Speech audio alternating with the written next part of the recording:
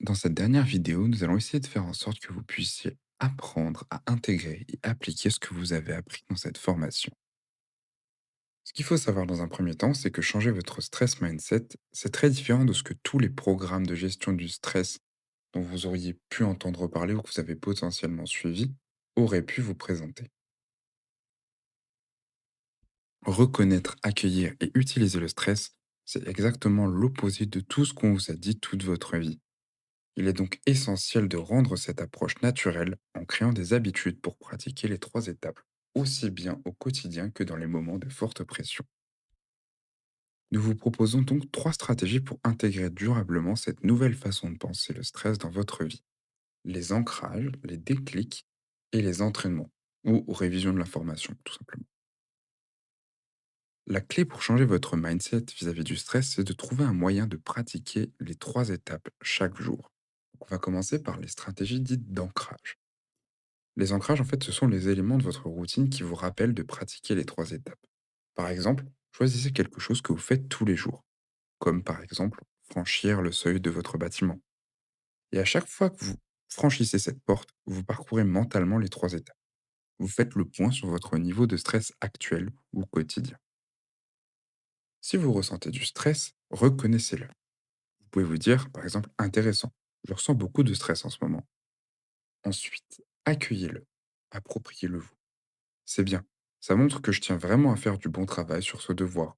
Ou ça montre en tout cas, de manière plus générale, qu'il y a un enjeu pour vous dans cet objectif-là. Pour terminer, choisissez de l'utiliser. Le stress va vous permettre d'obtenir l'énergie nécessaire pour accomplir votre objectif. Il existe de nombreuses choses que vous faites chaque jour et qui peuvent servir de point d'ancrage, comme monter dans votre voiture ou en sortir, aller aux toilettes du bureau ou autre idée, configurer quelques alertes dans votre agenda tout au long de la journée, ou encore écrivez les trois étapes sur des post-it que vous allez coller à des endroits stratégiques dans votre quotidien, dans votre environnement.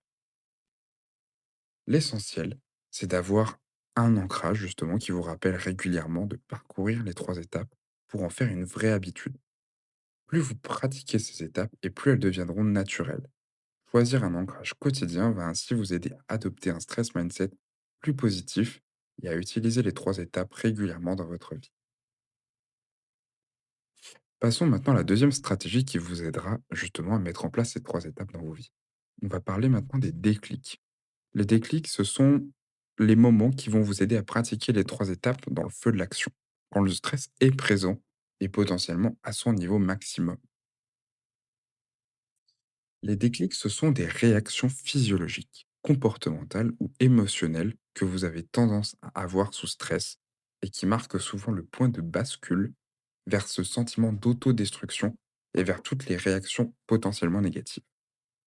Mais ces déclics, ils peuvent être réinterprétés comme des signaux pour enclencher le processus de recadrage du stress.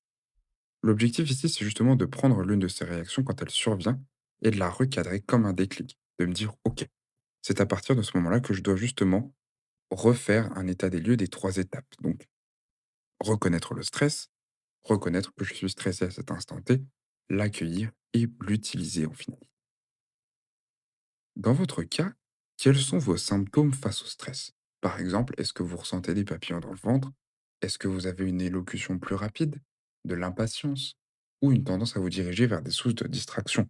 Donc avec des stratégies d'évitement qui vous poussent à vous tourner vers du grignotage ou à vous tourner vers des réseaux sociaux à un moment donné où vous ne devriez pas.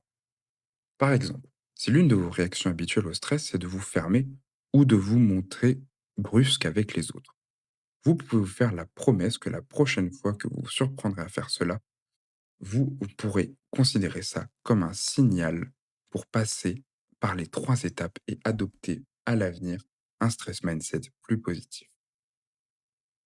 Prenez un moment pour vous arrêter. Reconnaissez votre stress.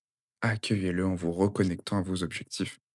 Puis, faites vous-même le choix de réaliser des comportements qui renforcent et supportent vos objectifs plutôt que d'y nuire.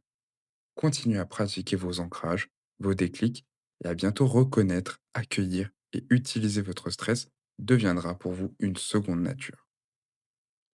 Malgré tout, on sait tous que le stress peut parfois être paralysant, altérer vos performances et même votre santé. Mais changer votre mindset change aussi les règles du jeu. Reconsidérer le stress, c'est honorer sa nature complète, le bon comme le mauvais. C'est comprendre que toute expérience stressante peut avoir des effets bénéfiques dans votre vie si vous l'abordez avec le bon mindset. Et surtout, cette approche ne cherche pas à vous faire vivre plus de stress. Il ne s'agit pas non plus de réduire votre stress. Il s'agit d'honorer et d'utiliser le stress qui survient pour améliorer vos performances, votre santé et mieux aligner vos actions avec vos objectifs. En résumé, vous pouvez utiliser votre mindset non pas pour stresser plus ni pour stresser moins, mais pour stresser mieux.